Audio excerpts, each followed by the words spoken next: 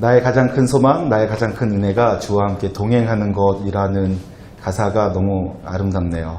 저와 여러분의 소망, 가장 큰 은혜가 주님과 함께 동행하는 그것이 되었으면 좋겠습니다. 우리 그동안에는 올해 들어서는 한 번도 안 했었는데 오늘부터는 좀 했으면 좋겠는 게 있어요. 옆 사람과 인사하는 것 한번 해볼까요? 옆 사람하고 인사하는데 여러분 잘 아시겠지만 눈을 마주치면서 인사를 하셔야지 의미가 있어요. 그냥 옆에 사람한테 잘 왔어 이렇게 하는 거 말고 눈을 마주 보면서 주님의 이름으로 사랑하고 축복합니다 라고 뻔한 인사말이지만 그렇게 마음 담아서 인사하는 시간 갖도록 하겠습니다. 자, 옆 사람과 앞뒤 사람과 눈을 마주치면서 주님의 이름으로 사랑하고 축복합니다 하고 인사합시다. 네, 여러분 이렇게 인사하는 거 좀 어색하신가요? 네, 어색하면 앞으로 계속해서 어색함이 없어질 때까지 하도록 하죠. 어떤 분이 이런 말씀 하시더라고요. 교회에서는 함께 예배해야 되는데 사람들이 모여 있지만 마치 독서실 같다. 칸칸이 막혀져 있는 독서실처럼 함께 모여 있는데 혼자서만 예배하더라. 이런 말씀을 하시더라고요. 저희들의 모습도 혹시 그러면 어떨까 하는 마음이 들어서 이제 오늘부터는 인사하도록 할게요. 인사하는 게 자꾸 익숙해지셨으면 좋겠습니다. 오늘 또 소개하실 분이 있네요.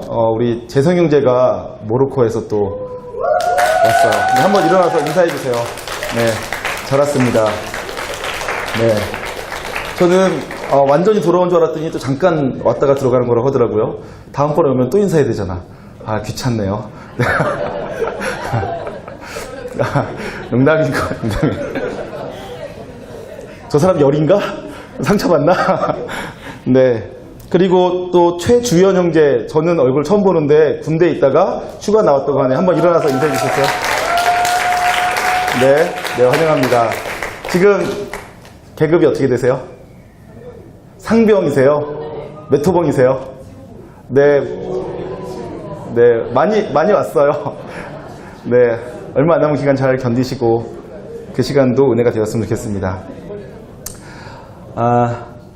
여러분 이 시간 우리 한번 같이 마음 모아서 기도하고 함께 말씀 나누도록 할게요. 하나님, 우리가 함께 교회로 지어져 가는 아름다운 공동체 되게 해주세요. 서로가 마음을 나누고 서로가 서로를 돌봐주고 함께 의지하고 함께 세워져 가는 공동체 되게 해주세요. 또 우리가 예배할 때마다 한 명 한 명이 하나님을 만나야겠지만 공동체가 하나님을 만나게 해주세요.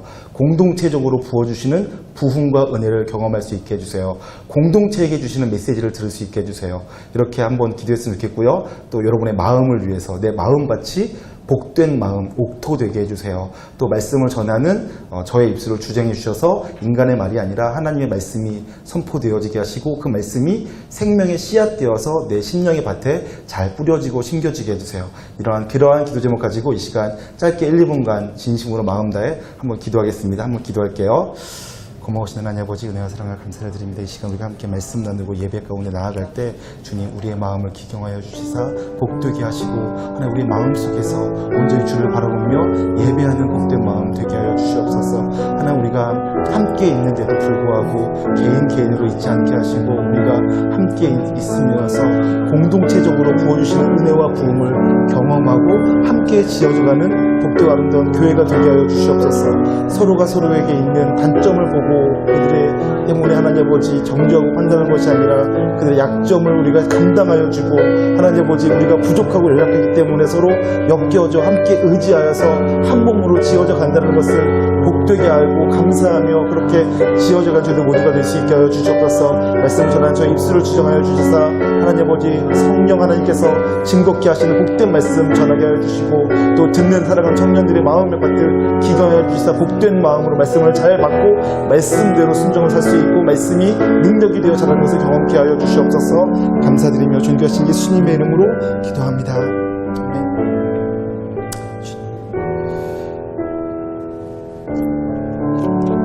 하나님 아버지, 저희를 예배 가운데 불러주셔서 감사합니다. 하나님, 이 시간 주님을 예배할 때 오직 하나님만 영광 받아 주시옵소서. 또 우리의 심령으로 하여금 영원토록 하나님을 기뻐하고 즐거워하는 복된 마음으로 주님 앞에 서 있게 하여 주시옵소서. 하나님, 그래서 이 시간이 하나님께 영광이 되어지고 우리에게는 은혜와 치유와 회복의 시간 되게 하여 주시옵소서. 말씀을 들을 때 사람의 말로 듣지 아니하고 하나님의 음성을 들을 수 있는 복된 길을 허락하여 주시고, 또 말씀을 전하는 자가 자신의 생각과 자신의 주장을 전하지 않게 하시고 오직 하나님 아버지의 말씀만을 전하게 하여 주시옵소서. 그래서 말씀이 선포되어지고 증거되어지는 이 시간이 우리의 생명을 살리고 회복하고 하나님께서 역사하시는 복된 시간 되게 하여 주시옵소서. 감사드리며 예수님의 이름으로 기도드리옵나이다. 아멘. 말씀 보겠습니다. 마태복음 14장입니다. 마태복음 14장 22절부터 33절까지 말씀 함께 보겠습니다. 신약성경 24페이지 마태복음 14장 22절부터 33절까지 기록된 말씀을 저와 여러분이 한 절씩 교독으로 보고 마지막 절 합독하겠습니다. 예수께서 즉시 제자들을 재촉하사 자기가 무리를 보내는 동안에 배를 타고 앞서 건너편으로 가게 하시고,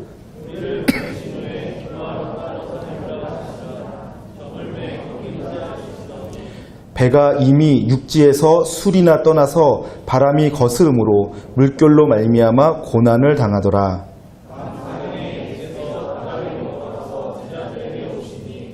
제자들이 그가 바다 위로 걸어오심을 보고 놀라 유령이라 하며 무서워하여 소리 지르거늘,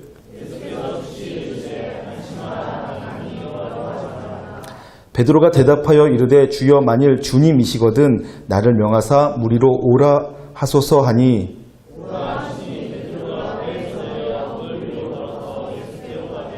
바람을 보고 무서워 빠져가는지라 소리 질러 이르되 주여 나를 구원하소서 하니,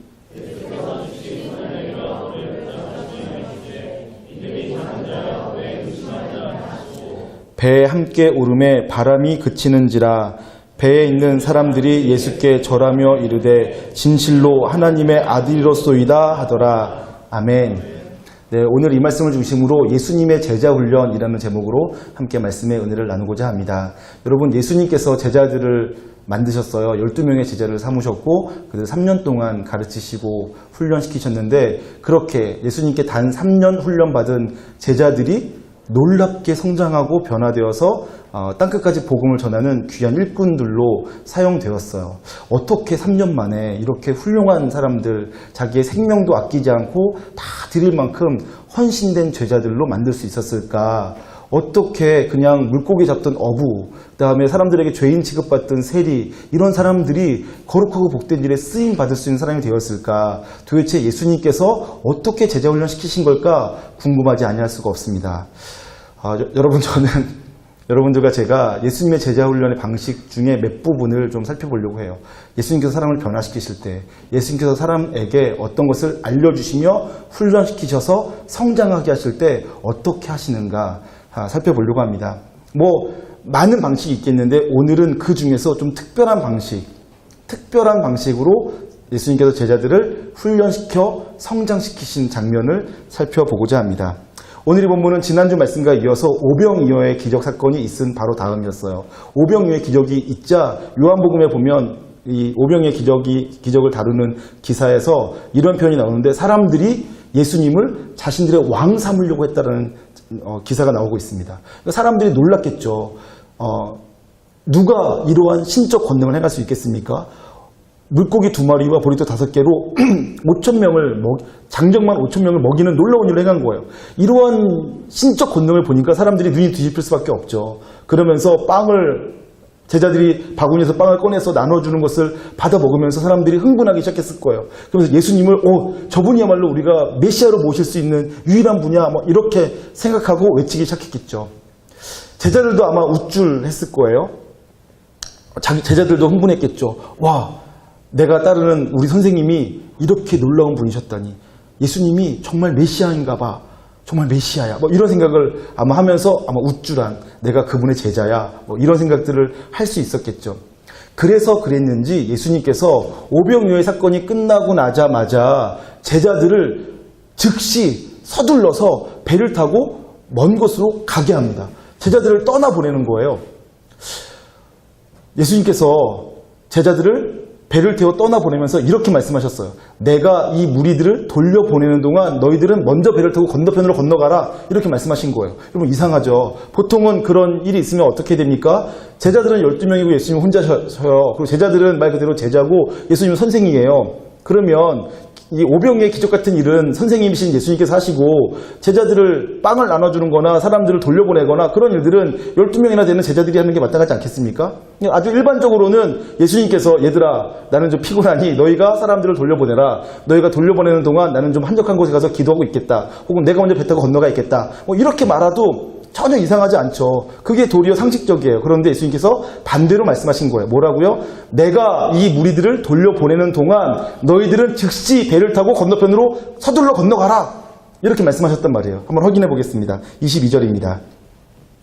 예수께서 즉시 제자들을 재촉하사 자기가 무리를 보내는 동안에 배를 타고 앞서 건너편으로 가게 하시고 라고 되어 있죠. 그러니까 이 본문을 보실 때 조금 이상하게 보셔야 돼요. 상식적이지 않다, 조금 평범하지 않다, 좀 일반적이지 않다라고 보셨으면 좋겠어요. 자, 그런데 문제는 그 다음번에 생겼어요. 그 다음번에 생긴 문제가 뭐냐면 그 제자들이 예수님 말씀에 순종하였어요. 그래서 예수님께서 무리를 돌려보내는 동안 제자들이 정말로 예수님 말씀대로 배를 타고 건너편으로 건너가려고 하는데 문제는 그 밤에 폭풍이 몰아치는 거예요. 그래서 이 날이 저물 때쯤에 제자들이 배를 타고 건너갔는데 밤 사경이란 새벽 3시에서 4시, 6시까지 사이예요. 그러니까 그때가 밤 사경인데 그러니까 새벽 3시나 혹은 4시라고 친다면 뭐 6, 7시간을 그들이 물결로 인해서 고난을 당하게 된 거예요. 이상하죠? 예수님께서 시키는 대로 하면 잘 되어야 될 텐데 잘 안 되다가도 예수님이 시키는 대로 해서 순종하면 잘 돼야 될 텐데 반대가 된 거예요. 지금 막 사람들에게 막 인기를 얻어갈 차례예요. 사람들이 예수님을 왕으로 모시려고 해요. 덩달아 제자들도 어깨가 으쓱하고 있었어요. 거기서 사람들이 막 제자들을 보면서 부러워하는 눈빛을 막 느끼고 있었어요. 거기에 좀만 더 있으면서 즐겼으면 좋겠는 마음이 있었는데 예수님께서 그러한 마음을 갖고 있는 제자들에게 속히 건너편으로 건너가라 라고 말씀하셨어요. 예, 좋아요. 있을 수 있죠. 하고선 순종해서 건너편으로 건너가려고 하는데 밤새도록 풍랑 인하여서 고생을 하게 된 거예요. 어떻게 이런 일이 있을 수 있죠?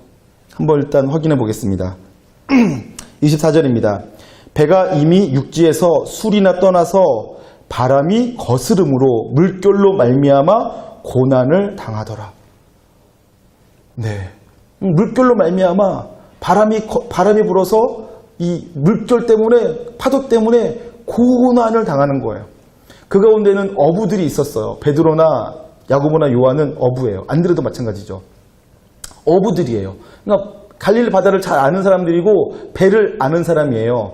웬만한 파도 인생에서 한두 번 만나본 게 아니겠죠. 그런데 이들이 그 파도를 뚫고 가지 못할 만큼 계속 밤 사경까지 계속 그들이 헤매도 뚫고 나가지 못할 만큼 고통스러운 파도, 풍랑, 바람이 불고 있었다는 거죠. 자, 여기서 우리는 질문해 봐야 됩니다. 그것이 과연 우연이었을까요? 어쩌다 보니 일어난 일이었을까요? 아니면 예수님께서 의도적으로 제자들을 그 풍랑 있는 바닷속으로 들여보냈을까요? 여러분은 어떻게 생각하십니까? 어쩌다 보니까 생겨진 일이었을까요? 네, 그럴 수도 있겠죠. 예수님께서 날씨 예측하지 못할 수도 있겠고 또 제자들의 가는 타이밍과 풍랑 이는 타이밍이 그렇게 잘 맞아떨어질지 예수님께서 모르셔서 그렇게 할 수도 있겠죠. 그런데 제가 믿기로는 우리 주님께서 제자들을 특별한 훈련을 시키시려고 그 풍랑 속으로 고난 속으로 고통 가운데로 집어넣으셨다라고 믿어집니다. 왜냐하면 제가 아는 주님은 날씨 정도는 얼마든지 아실 수 있는 분, 아시려고만 하면 아실 수 있는 분이라고 믿기 때문에 그렇습니다. 여러분, 예수님께서 만약에 제자들을 그 풍랑 있는 바닷속으로 집어넣으셨다면 무엇 때문일까요? 여러분 인생 가운데 고난 당하신 적 있으시죠? 어떤 사람은 아주 심각한 고난, 생명의 위협을 받을 만큼 심각한 고난을 받으신 분도 계실 테고 어떤 분들은 전혀 그런 일 없이 평안하게 사는 것처럼 보여지지만 실제로는 내적으로 고통을 당하는 분도 계실 수 있어요. 고난이라는 것이 사람마다 각각 다르죠. 어떤 사람은 밥 먹는 것 때문에도 고통당할 수 있어요. 어떤 사람은 잠자는 것 때문에도 고통당할 수 있고요. 사람마다 그 때마다 시마다 고난당하는 것들이 다 각각 달라요. 그래서 누구의 고난이 더 크다 작다 말할 수는 없을 거예요. 그런데 이 땅 가운데 살아가면서 고난을 한 번도 당한 적이 없다라고 말할 만한 사람은 아마 이 자리에 없을 것입니다. 우리 모두가 다 인생을 살아가면서 한두 번쯤 고난을 만나고 고난 때문에 아파하고 힘들어 본 적은 다 있습니다. 그런데 여러분, 어떤 사람은 그 고난의 시간이 자기에게 유익한 시간으로 바꿔가는 사람이 있는가 하면, 어떤 사람은 그 고난을 자기 인생을 망치는 데 사용하는 사람이 있더라고요. 어떤 사람은 고난을 당했어요. 그래서는 힘을 잃고 인생이 곤두박질 쳐서 그냥 끝나버리는 사람이 있고, 어떤 사람은 고난에 맞서고 고난에 자기를 달려나와서 자신을 더 강하게 만들고 그래서 더 성숙하는 사람이 있더라고요. 제가 군대 갔을 때였어요. 군대 갔는데 첫 일주일 동안에는 제식 훈련만 시켜요. 그렇죠. 제식 훈련만 시키죠. 그래서 이렇게 팔 여기까지 올리면서 이렇게 걸으라고 하고, 그다음에 자양호, 우양호 뭐 그것만 시켜요. 일주일 동안 내내 그거 시켜요. 뭐 인사하는 거 시키고. 그런데 그것만 했는데도 너무 힘들더라고요. 막 온몸이 너무 아팠어요. 그러다가 토요일 날이 됐어요. 한 조교가, 빨간 모자 쓴 조교가 오더니 성가대 지원자 모집한다라고 하는 거예요. 그래서 성가대 지원자, 제가 먼저 손을 들었어요. 성가대가 돼가지고 주일날 아침에 이제 성가대 쓰려고 성가대 자원한 사람들끼리 모여서 딱 서 있는데, 그 조교가 이제 거기에 있는 사람들은 다 신앙인이라는 것을 알고 있는 조교가 그때 이런 말을 했어요. 불과 나이 22, 3살밖에 안 됐을 조교가 이런 말 하더라고요. 군대에 있는 이 기간이 너희들에게 손해가 될 수도 있고 유익이 될 수도 있다. 그런데 그것은 군대에게 달린 것이 아니라 너희에게 달려있다.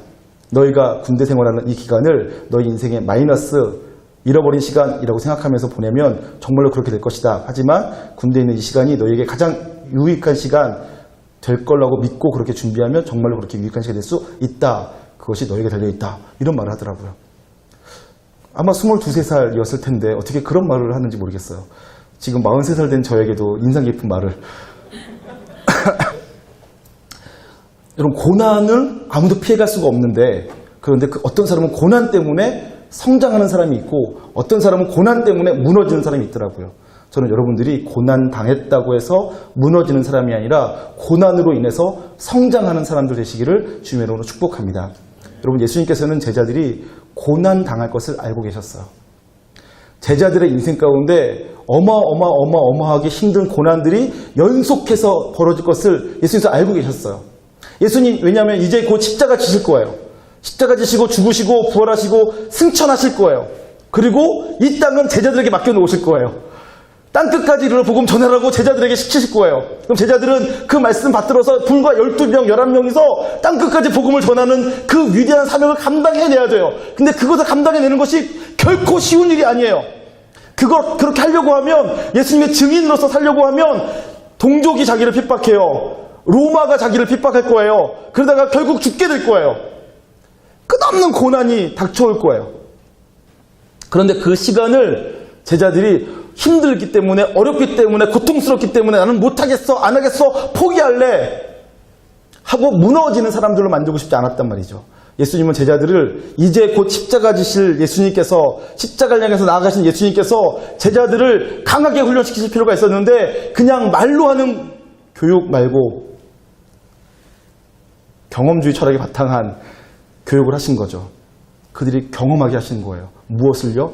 고난을요. 그리고 그 고난, 1시간만 견디면 끝나는 고난이 아니고 2시간만 지나면 끝나는 태풍이 아니라 7시간, 8시간 계속되어지는 그 겹겹이 밀려오는 끊임없는 파도, 끊임없는 바람, 끊임없는 고난, 이러한 고난을 겪으면서 그 고난 속에서 무엇을 바라고 무엇을 행하고 어떠한 선택을 해야 되는지 제자들이 배우길 원하셨던 거죠. 그래서 고난을 허락하셨어요. 에어컨 좀 틀어주세요. 여러분, 그렇게 해서 예수님께서 제자들에게 고난 속으로 집어넣으셨단 말이에요. 그러면서 예수님께서 제자들에게 훈련시키신 것은 무엇인가? 첫 번째, 고난 속으로 집어넣으시면서 예수님께서 제자들이 배우길 원했던 첫 번째는 예수님 말씀에 순종하여도 고난당할 수 있다라는 것을 배우길 원하셨어요. 여러분, 이것은 되게 재미있는 내용이죠. 우리는 예수님 믿으면 복 받는다라고 알고 있어요. 그래서 우리는 복음 전하는 사람들이에요. 복음이 뭐죠? 복된 소식 아닙니까? 그래서 우리는 복음을 전한다고 말해요. 복된 소식 전한대요. 그런데 실제로 성경 속의 수많은 믿음의 사람들은 그 복음으로 인하여서 고난당했어요. 복음으로 인하여서 힘겨운 삶을 살았어요. 도대체 어떻게 된 일일까요? 여러분, 제가 복음에 대해서 지금 다 얘기할 수가 없으니까, 또 우리의 행복, 우리의 기쁨, 우리의 만족에 대해서 다 논할 수 없으니까 그 얘기는 접고, 제가 나누고 싶은 건 이것입니다. 예수님 말씀에 순종하면 무조건 잘 된다라는 것은 환상일 뿐이에요. 예수님 말씀에 순종하여 살아가는 인생이 우리에게 고난을 가져올 수 있습니다. 예수님 말씀에 순종하였더니 찾아오는 고난이 있습니다. 여러분, 그것을 배우고 알고 계셔야 돼요. 만약에 여러분들이 그것을 모르고 계신다면, 여러분 예수님 믿다가 고난만 닥치면 예수님 잘못 믿었나? 라는 생각하게 되시겠죠. 내가 예수님 잘못 믿어서 이렇게 됐나? 내가 예수님께 불순종해서 이렇게 됐나? 생각하시겠죠. 아니요, 그렇지 않아요. 예수님 말씀에 순종하여서 배 타고 간 제자들이 고난 당했다니까요. 예수님 말씀에 순종하면 고난 당할 수 있습니다. 그것을 예수님께서는 제자들이 배우길 원했어요. 예수님께서 하나님 말씀에 순종하셔서 온 땅 사람들을 구원하는 구원자가 되셨어요. 그 길은 어떤 길입니까? 십자가의 길, 고난의 길이에요. 순종하는 것, 하나님 뜻에 순종하는 것, 예수님 말씀에 순종하는 것, 그것은 우리에게 고난 없는 삶을 보장해 주는 것이 아니에요. 고난을 가져다 줄 수도 있습니다. 그것을 여러분과 제가 아셨으면 좋겠고, 예수님께서는 제자들이 배우길 원하셨어요. 두 번째, 그러나 그 고난이 고난으로만 끝나지는 않는다라는 것을 배우길 원하셨어요. 고난은 힘들고 어려운 일이지만 그 고난을 극복할 수 있다. 고난을 뛰어넘을 수 있다. 고난을 통해서 성장할 수 있다라는 것을 배우길 원하셨죠. 그래서 고난을 피해 다니는 인생이 아니라 고난과 맞서 싸우는 인생이 되기를 주님께서 제자들에게 원하셨어요. 저와 여러분도 우리 인생에 고난이 찾아오면 고난을 피해 다니는 인생이 아니라 고난에 적극적으로 뛰어들 수 있으셨으면 좋겠습니다. 왜냐하면 고난도 즐길 수 있어요. 여러분이 고난을 즐겁게 선택하시고 즐길 수 있으셨고, 그리고 그 고난을 즐기시면서 성장하는 방법을 배워가시기를 소망합니다. 두 번째로 예수님께서 제자들에게 오늘 이 사건을 통해서 경험하게 하신 것이 있어요. 그것은 특별히 베드로에게 해당되어진 사건인데, 제가 어저께 양육 리더들과 함께 이 본문을 보다 보니까 이 사복음서 속에 이 예수님께서 오병이어의 기적 이후에 이 풍랑이는 바다로 제자들을 보낸 사건은 요한복음에도 마가복음에도 등장하는데, 그런데 이 베드로가 물에 빠진 사건은 마태복음에만 등장하더라고요. 도대체 마태복음에서 베드로가 물에 빠진 사건들을 왜 기록했는지 한번 살펴보도록 하겠습니다. 풍랑이는 바닷속에서 제자들이 고통당하고 있을 때 예수님께서 멀리서 걸어오시는 거예요. 제자들은 깜짝 놀랐어요. 유령인가 보다 하고 놀란 거죠. 왜냐하면 사람은 무리를 걸을 수 없는데 저쪽에서 사람 같은 형상이 걸어오니까 유령인 줄 착각한 거죠. 깜짝 놀랐어요. 그러자 예수님께서 나다, 두려워하지 말아라 라고 말씀하셨어요. 그래서는 성큼성큼 걸어오시니까 베드로가 정말 주님이십니까? 정말 당신이시라면 나로 하여금 무리를 걷게 해주십시오 라고 요청했어요. 그때 예수님께서 와라 라고 말씀하셨어요. 그래서 베드로가 그 예수님 말씀에 또 순종하여서, 오라는 말씀에 순종하여서 배를 박차고 무리로 뛰어든 거예요. 그래서는 걸었어요. 베드로도 놀랍게도 무리를 성큼성큼 걸었습니다. 그런데 베드로가 바람을 보게 된 거예요.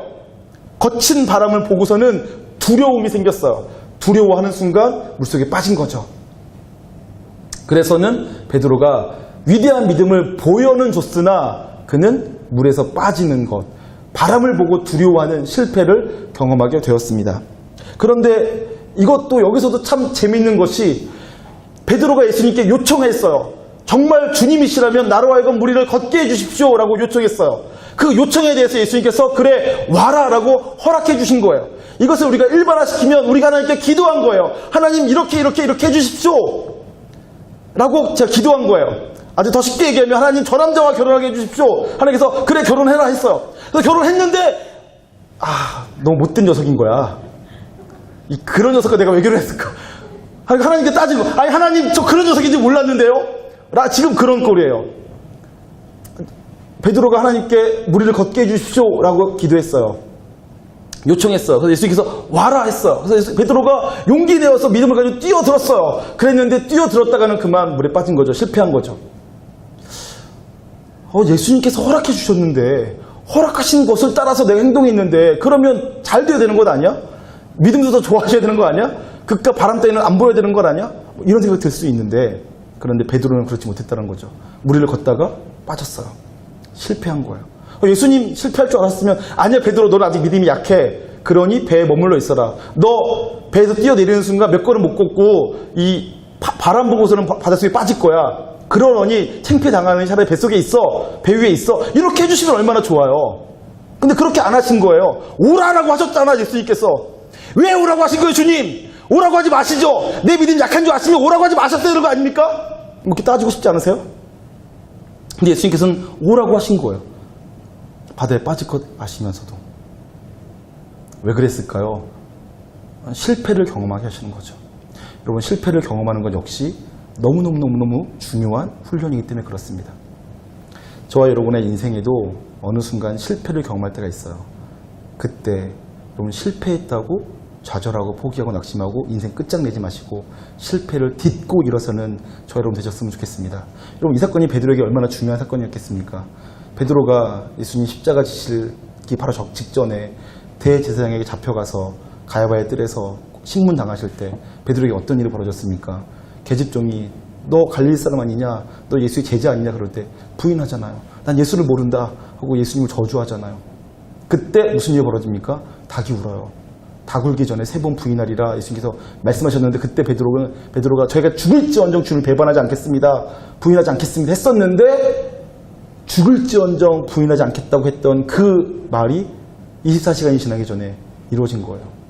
부인해버린 거죠. 실패한 거죠.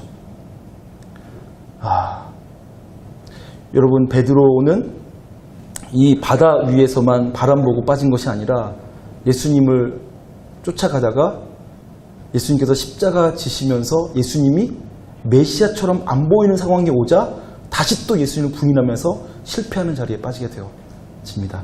그런데 가룟 유다도 예수님을 부인했고 베드로도 예수님을 부인했어요. 그런데 두 사람의 결과가 달라지죠. 어떻게 달라집니까? 가룟 유다는 자기 자신을 자책하면서 목매달아 죽어버려요.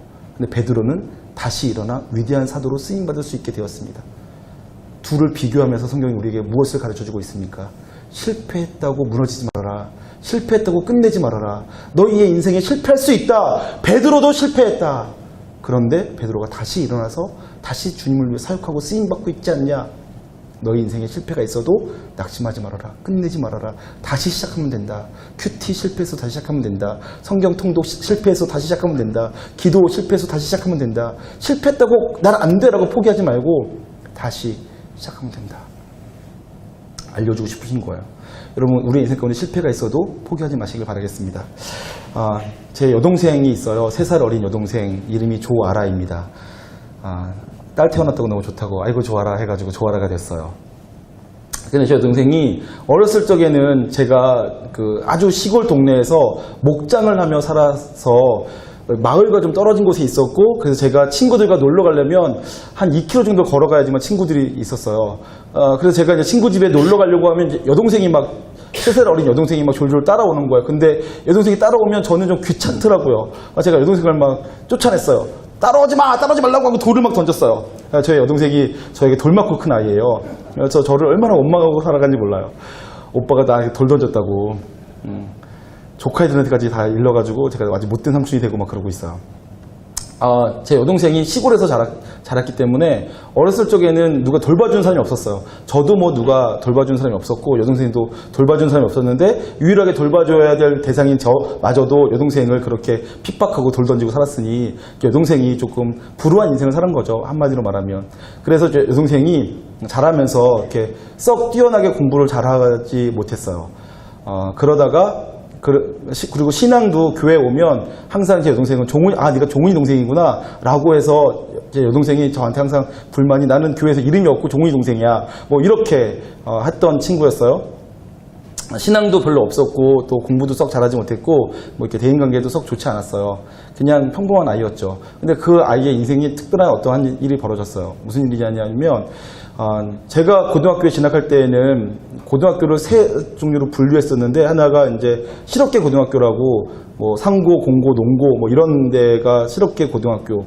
사람들이 제일 가기 싫어하는 곳이고 두 번째가 이제 거기를 전기라고 하는지 후기라고 하는지 모르겠어요. 그 당시에는 사립고등학교인데 아직 안정화가 안 돼서 사람들이 거기 가면 대학교 못 간다 뭐 이런 소문이 있어서 사립고등학교를 안 가려고 했었고 그 다음에 이제 역사와 전통이 있는 학교들 이렇게 구분을 했었는데 제 여동생이 그만 역사와 전통이 있는 고등학교에 진학을 못하고 사립고등학교 조금 불안정한 고등학교에 진학하게 된 거예요. 근데 그것을 제 여동생이 되게 수치스럽게 여겼어요. 자기 인생이 창피하다, 부끄럽다, 수치스럽다, 내가 이런 꼴을 당한다니 뭐 이렇게 생각을 했나 봐요. 지금은 전혀 그렇지 않을 텐데 그때 그 아이는 그렇게 느꼈던 것 같아요. 그래서는 그 아이가 그때 일을 악물었어요. 우선은 공부를 열심히 하더라고요. 그 학교에서 첫 번째 시험에서 걔가 전교 1등을 해버렸어요. 전교 1등을 했더니 그때부터 그 아이가 달라지기 시작하는 거예요. 어깨를 피고 다니고 그 다음에 여자 학교는 좀 이상하더라고요. 제 여동생이 조금 지금도 그렇지만 조금 보이시한 느낌의 아이였는데 그래서 그랬는지 여학생들이 막 제 여동생을 막 졸졸 따라다녀요. 막 엽서와 편지가 매번 막 이만큼씩 있고 어떤 때는 꽃다발 있고 막 사탕 있고 가방 있고 뭐 이렇게 CD 같은 거 음악 그 테이프나 CD 같은 거 막 들어오고 그리고 선물 받더라고요. 근데 교회에서도 애가 이 왕성하게 활동을 하는 거예요. 친구들과 대인관계가 좋아지고 그러더니 어느 날은 이제 나한테 그런 말 하더라고. 오빠 내가 작년까지만 해도 종훈이 동생이었는데 지금 은 조아라가 됐어. 내 이름을 찾았어. 뭐 이런 말 하더라고요. 교회에서 그렇게 됐다는 거예요. 여러분 그래서 제 동생이 지금도 아주 그냥 너무 잘 살고 있어요. 제가 볼 때 평신도 중에서 이렇게 훌륭한 평신도 없다. 평신도 치고 이 정도면 아주 훌륭하다. 자기 삶도 잘 살고 신앙도 잘 하고 어려운 일 있을 때마다 하나님께 매달리면서 새벽 기도하면서 잘 살아가요. 애도 넷이나 낳아서 키우고 있어요. 안 놀래시는군요. 애 셋 키워본 나로서는 애 넷을 어떻게 키우는가 놀라운데 어쨌든 여러분 그러면서 제가 제 여동생을 보면서 어떤 생각을 하냐면 여동생의 인생 가운데 그 실패했다고 느껴지는 그 순간이 가장 중요한 순간이었다. 하나님께서 조아라에게 그 순간을 허락하신 것이 조아라에게는 가장 큰 축복 중에 하나다 라고 제가 믿게 되었어요. 여러분 때로 하나님께서 우리에게 고난을 허락하세요. 실패를 허락하세요. 고난과 실패 때문에 고통당하고 낙심하고 그다음에 위축되는 것은 사실이에요. 그런데 어떤 사람은 그 고난 때문에 그 실패 때문에 자기 인생을 반전시켜 잘하는 사람도 있더라고요. 예수님께서는 제자들을 고난과 실패 때문에 그 인생을 자라가게 하기를 원하셨어요. 그리고 오늘 여러분들도 하나님께서 여러분의 인생에 고난을 허락하시고 실패를 허락하시며 깨어진 관계들, 복잡한 인생의 문제들을 통하여서 우리를 성장시키고 더 온전케 하시기를 원하고 계십니다. 그 주님을 저와 여러분이 경험하시고 만나시길 소망합니다. 그래서 여러분의 인생 가운데 고통, 아픔, 실패, 절망 뭐 여러 가지 것들을 만나게 되거든 그것을 도리어 감사함으로 여기시고 그 시간을 통해서 여러분의 인생을 성장시키시기를 소망하겠습니다. 성경에 이렇게 쓰여 있습니다. 야고보서 1장 2절과 3절에 내 형제들아 너희가 여러 가지 시험을 당하거든 온전히 기쁘게 여기라. 이는 너희 믿음의 시련이 인내를 만들어내는 줄 너희가 알미라. 인내를 온전히 이루라. 이는 너희로 온전하고 구비하여 조금도 부족함이 없게 하려 함이라. 여러분이 시험 당할 때마다 그래서 기뻐하시고 감사하시길 소망합니다. 또 바울은 이렇게 로마서에서 표현하고 있습니다. 로마서 5장 3절과 4절에서 다만 이뿐 아니라 우리가 환난 중에도 즐거워하나니 이는 환난은 인내를 인내는 연단을 연단은 소망을 이루는 줄 알미로다. 환난 중에도 즐거워할 수 있다고 말합니다. 저 여러분 환난 당할 때 즐거워하실 수 있길 소망합니다. 여러분 그런데 여기서 한 가지만 더 보기를 원하는데 예수님께서 제자들을 고난 속으로 보내셨고 제자들 베드로가 실패할 줄 알면서도 그 실패를 경험하게 하셨어요. 그런데 그 고난과 실패만으로 끝나지 않고 거기서 예수님께서 제자들에게 더 특별한 한 가지를 알려주셨는데 그것은 뭐냐면 고난과 실패를 딛고 일어서는 방법이었습니다. 여러분 제자들이 고통당하고 있을 때 그 고난으로부터 벗어날 수 있는 유일한 방법이 무엇이었을까요? 이들이 그 고난에서 벗어났던 방법이 무엇이었을까요? 베드로, 야고보, 안드레, 요한은 어부였으니까 아마도 열심히 노를 저어가고 뭐 돛을 바꿔가고 뭐 키를 만지면서 열심히 뭐 폭풍으로부터 벗어나려고 애썼겠죠. 그런데 그것으로는 자기들을 구원할 수가 없었어요. 그러다가 어떠한 사건이 있자 고난과 실패가 해결되어졌나요? 다 아시겠지만 한번 확인해 보겠습니다. 31절입니다. 31절 예수께서 즉시 손을 내밀어 그를 붙잡으시며 이르시되 믿음이 작은 자여 왜 의심하였느냐 하시고 배에 함께 오르심에 바람이 그치는지라. 네, 예수님께서 배에 함께 오르셨더니 바람이 그치는 것을 경험하게 되었습니다. 예수님 제자들은 그래서 그 순간을 통해서 그것을 경험했겠죠. 예수님과 함께 있을 때 예수님께서 우리 가운데 찾아오시면 문제가 해결될 수 있구나 라는 것을 경험하기 시작했겠죠. 저는 저와 여러분이 그것을 배우길 소망합니다. 우리 인생에 고난 얼마든지 있을 수 있어요. 우리 인생에 실패 얼마든지 있을 수 있습니다. 그런데 그 고난과 실패 중에 우리를 도우시고 돕길 원하시고 또 우리의 문제를 해결하실 수 있는 예수님을 붙잡으시고 그 예수님과 함께함으로 문제를 해결할 수 있는 저 여러분 되시기를 축원합니다. 네. 안 믿으시나 봐요. 네, 그렇게 되시기를 바라요. 제가 저희 아이들을 키우는데 저만의 독특한 교육 방침들을 몇 가지 세워놨던 적이 있었어요. 그 중에 한 가지가 애들이 어려서부터 애들의 담력을 좀 키워주고 싶었어요. 그래서 제가 생각했던 방법이 뭐였냐면 제가 익산에 있을 때였는데 익산에서 저희 아버지가 있는 그 당시 경기도 광주까지 애들끼리 차 태워 보내는 거였어요. 희준이가 초등학교 2학년, 승주이가 초등학교 1학년, 8살, 9살 두 아이를 제가 버스를 태워서 아이들끼리만 보내는 거였죠. 제가 그 계획을 저희 아내한테 얘기했더니 아내가 절대로 안 된다고, 여보 당신의 교육 방침을 이해하겠지만 아이들이 아직은 너무 어리다고, 조금 더 큰 다음에 시도하자고. 꼭 그 방법이 되겠냐고. 그때는 뭐 애들 핸드폰도 없었거니와 핸드폰 있어도 제가 안 좋겠죠. 이거 애들 만약에 가다가 길에도 잊어버리면 어떡하냐. 또 가다가 둘 중에 한 명이라도 무슨 사고라도 당하면 애들이 그걸 어떻게 응급처치를 하겠냐. 너무 위험하다. 안 된다.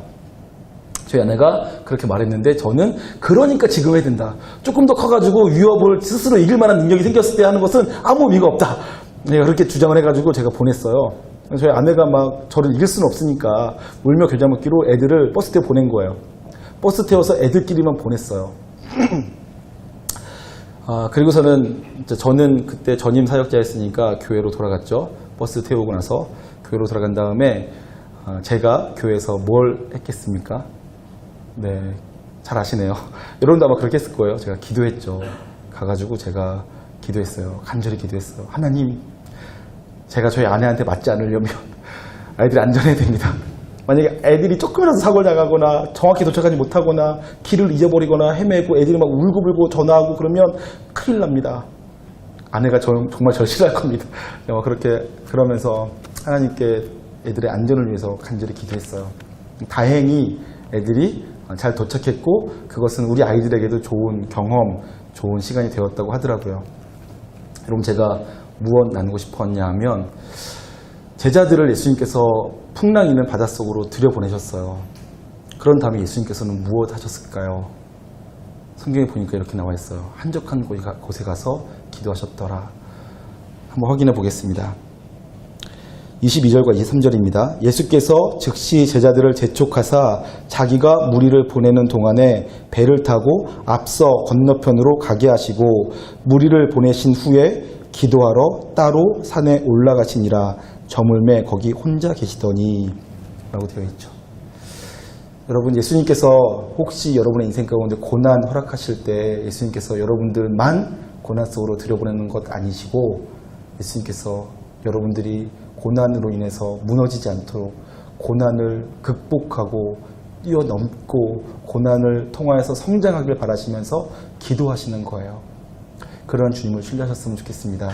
제가 저희 아이들을 부득이하게 좋은 아빠가 되고 싶지만 애들을 때려야 될 때가 있어요. 애들이 잘못하면 이것은 하면 안 된다. 만약에 이것을 너희가 어기면 10대씩 맞을 거다 라고 제가 얘기했는데 그것을 애들이 어기게 되면 애들이 어겼는데도 제가 안 때리면 약속을 제가 안 지키는 게 되잖아요. 그래서 애들이 어기면 제가 어김없이 때렸어요. 심지어는 제가 애들이 거짓말할 때를 기다렸죠. 반드시 거짓말할 날은 온다. 거짓말할 날을 제가 기다렸다가 거짓말하게 들키자마자 제가 사정없이 때렸어요. 반드시 한 번은 엄마 아빠 돈에 손댈 날이 올 것이다.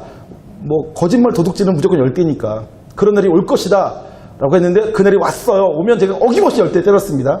애들이 막 살려달라고 막 들고 막 난리가 나요. 막 엄살 피우고 그러죠. 중학생 되니까 이제는 안 움직여요. 지금은 애들이 제가 때려도 꿈쩍도 안 해요. 근데 초등학교 때에는 제가 때리려고 하면 막 다투자라는데 막 죽겠다고 막 엄살 피고 막 그래요. 근데 제가 애들이 막 아무리 봐달라고 사정을 해도 제가 안 봐주고 때립니다. 그런데 때리고 난 다음에 제가 어떻게 하게요? 기도합니다. 하나님, 제가 애들이 잘못해서 때렸는데 이것 때문에 애들이 저를 미워하지 않게 해주세요. 애들이 저를 무서워하지 않게 해주세요. 저를 피하지 않게 해주세요. 그리고 이것 때문에 저랑 더 가까워지고 애들이 더 정직하고 올바른 애들로 자라가게 해주세요 라고 제가 간절히 기도합니다. 그것이 아빠의 마음 아니겠습니까? 우리 하나님 아버지의 마음이 그러세요. 우리 하나님 아버지께서 여러분들을 성장시키시려고, 더 올바르게 만드시려고, 더 거룩한 인생 되게 하시려고 때로 고난이라는 채찍 사용하실 때가 있어요. 실패라는 매를 드실 때가 있어요. 근데 그렇게 할 때 여러분들 고통당하고 힘들고 어려우니까 원망하는 마음 들 수 있겠지만 그때 하나님이 함께하고 계시다는 걸 믿으시길 바랍니다. 하나님이 여러분들이 잘 되기를 기대하시면서 돕길 원하고 계세요. 그 하나님을 신뢰하시며 어떠한 고난, 어떠한 어려움 만나도 잘 극복하고 이겨내시길 바라겠습니다. 여러분 중에 지금 혹시 고난 당하는 분 계신가요? 저 때문에 너무 힘드신 분 계시죠? 죄송해요. 근데 제가 그런 여러분들을 위해서 기도하고 있어요. 나 때문에 너무 힘들어도 잘 이겨내도 해달라고 하나님께 기도하고 있어요. 여러분 함께 기도하면서 함께 잘 지어져 나가는 그런 여러분과 제가 되었으면 좋겠습니다. 기도하겠습니다. 우리 죄송합니다. 찬양 같이 하죠. 약한 나로 강하게라는 찬양을 함께 하길 원합니다. 함께 찬양하고 그 찬양의 고백으로 우리가 하나님께 올려드리도록 하겠습니다. 여기서 호산나라는 가사가 나오는데 후렴 부분에 호산나는 주여 나를 구원하소서라는 의미를 갖고 있는 아람어죠. 호산나라고 외칠 때마다 주님, 저는 약합니다. 저는 부족합니다. 그런데 주님은 강하십니다. 나는 나 스스로를 구원할 수 없지만 주님은 전능하셔서 나를 구원하실 수 있는 분이십니다. 주님, 나를 구원해 주십시오. 이 고통에서, 이 어려움에서 나를 건져 주십시오. 그리고 힘들고 어렵다고 포기하고 낙심하고 좌절하고 끝나는 인생이 아니라 그 속에서 내가 성장하고 자라갈 수 있게 해주십시오. 더 거룩한 인생 되게 해주십시오.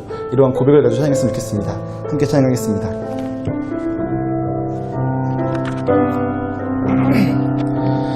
약한 나로 가난한 날 구하게, 가난한 날 눈먼 날 볼 수 있게, 볼 수 있게 주 내게 행하셔. 약한 나로 강하게, 약한 나로 강하게, 가난한 날 구하게, 눈먼 날 볼 수 있게 주 내게 행하셨. 호산나 호산나 호산나 죽임당한 어린 양, 호산나 호산나 예수 다시 사. 호산나 호산나 호산나 죽임당한 어린 양, 호산나 호산나 예수 다시 사. 내가 건너야 할 땅, 내가 건너야 할 강, 거기서 내 죄 씻겼네. 이제 주의 사랑이 나를 향해 흐르네. 깊은 강에서 주가 나를 일으키셨도다. 구원의 노래 부르리. 예수 자유주. 아멘. 호산나 호산나 호산나. 죽임당한 어린 양. 호산나 호산나. 예수 다시 믿음으로 호산나 호산나 호산나. 죽임당한 어린 양. 호산나 호산나. 예수 다시 한번 믿음으로 호산나 나를 구원하소서. 호산나 호산나. 죽임당한 어린 양. 호산나 호산나. 예수 다시 사셨네. 아멘. 함께 짧게 기도하겠습니다. 하나님, 우리에게 고난도 줬고 실패도 줬습니다. 주께서 다스리시는 인생 되기를 원합니다. 주께서 나를 만져주시고 나를 성장시키시고 나를 온전케 하여 주시옵소서. 주께서 나를 다스리셔서 나를 더 아름답게 쓰시고자 하시고자 고난 주신다면 고난도 기꺼이 당하겠습니다. 실패도 기꺼이 감당하겠습니다. 고난, 실패, 어려운, 곤고, 기근, 핍박, 환난 모든 거 다 좋은데 하나님 그 속에서 주님 놓치지 않게 해주시고 주님으로 인해서 자라가고 승리하는 인생이 되게 해주십시오. 우리가 그렇게 기도했으면 좋겠습니다. 그리고 그때마다 주님 붙잡고 주님 의지하겠습니다. 주님, 약한 나를 붙잡아 강하게 하여 주십시오. 이렇게 시간 함께 기도 나가겠습니다. 함께 기도합니다. 존귀하신 하나님 아버지, 은혜의 사랑 감사를 드립니다. 주님께서 우리의 주인 되시고 하나님 우리의 선생 되시며 우리의 구원자 메시아 되시는 줄 믿습니다. 그 주님께서 우리를 제자 삼으시고 그 주님께서 우리를 자녀 삼으시며 그 주님께서 우리를 교회 삼아 우리를 사용하시고자 하실 때, 주님, 고난당할 때, 환난당할 때, 핍박당할 때, 실패할 때, 하나님 내가 쓰러질 때 주님, 다시 주님 붙잡고 일어날 수 있게 하여 주시옵소서. 다시 주님 붙잡고 일어나 승리하며 주님 붙잡고 일어나 다시 쓰임받게 받는 인생 될 수 있게 하여 주시옵소서. 약한 나를 강하게 하시며 하나님 연약한 나를 온전케 하여 주시옵소서. 고난 인하여서 강해지게 하시고 환난 인해서 담대하게 하시고 실패 인해서 더 온전케 하여 주시옵소서. 쉽게 지치지 않게 하시고 쉽게 낙심치 않게 하시고 승리하며 살 수 있는 인생들 모두가 되게 하여 주시옵소서. 감사드리며 존귀하신 예수님의 이름으로 기도합니다. 아멘.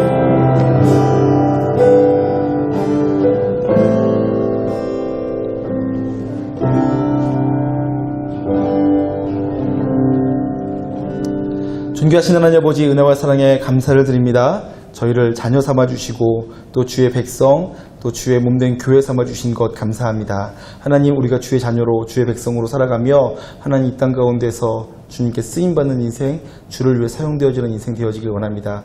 그렇게 주님의 제자로 성장하고 훈련되어지기 위해서 하나님께서 우리에게 고난 주실 때 그 고난 피하지 않게 하시고 즐거이 감당할 수 있게 하여 주시옵소서. 고난 인하여서 더 온전해지는 신앙과 삶이 되게 하여 주시옵소서. 실패했다고 낙심하지 않게 하시고 실패를 딛고 일어서는 인생들 되게 하여 주시옵소서. 주님, 그래서 사랑하는 주의 백성들이 고난으로 인하여서, 실패로 인하여서, 환난으로 인하여서 더욱더 살아계신 주님을 만나고 그 주님의 날개 그늘 아래 거하며 주님과 동행하는 삶을 배우게 하여 주시옵소서. 감사드리며 존귀하신 예수님의 이름으로 기도드리옵나이다. 아멘. 아멘.